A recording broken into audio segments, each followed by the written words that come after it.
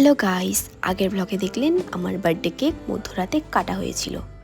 পরদিন বাবা মা ভাইয়ের সাথে সময় কাটিয়ে ওর বড় মামার বাড়িতে গেলাম। আমার বরের দাদু গ্রামের বাড়ি থেকে দিনহাটায় এসেছে, সঙ্গে এসেছে ওর ছোট মামি আর বোন তিথি। সবাই একসঙ্গে গল্পগুজব করে আমরা দিনহাটা ঘুরতে বেরিয়ে পড়লাম। কোথায় যাচ্ছি আমরা এখন? আমরা আজকে মাসির বাড়ি যাচ্ছি। সেটা কোথায়? গোপালনগর। গাইস, মাসির বাড়ি থেকে ঘুরে এলাম, খুব ভালো সময় কাটলো, কিন্তু দেখাতে ভুলে গেছি। এখন এসেছি আমার ছোট মামার বাড়িতে। হলো মামি গেট খুললো। গাইস স্যাডলি মামা নেই, গ্রামের বাড়ি চলে গেছে। কালকে খাবে।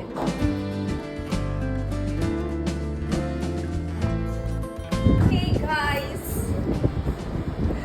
এটা আমার মামার বড় মেয়ে আর এটা আমার ছোট মেয়ে। নামটা বললে, নাম বললে। এর নাম হচ্ছে দিশা, ক্যামেরিয়া, আর এর নাম হচ্ছে কেয়া।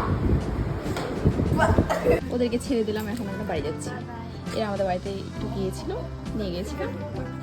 Bye good night. ফাইনালি ওর বড় মামার সাথে দেখা হলো, অফিস থেকে ফিরেছেন। সবাই ডিনার করছেন, আমরা একটু বেরিয়ে গেলাম কেক নিতে। আজকেও 7-Eleven চলে এলাম। কালকে আমার বার্থডে ছিল, আজকে আমার মামাতো ভাইয়ের বার্থডে। কেক নিলাম।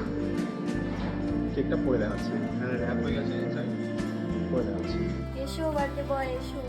To you, happy birthday to you.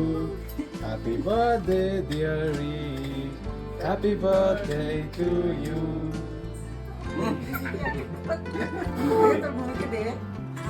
আমি তো ক্যামেরাম্যান। কেক কাটার পর্ব শেষ, ওকে কেক খাইয়ে দিচ্ছে। এরপর আমার বড় মামা কেক খেলো আর আমার বড় মামি।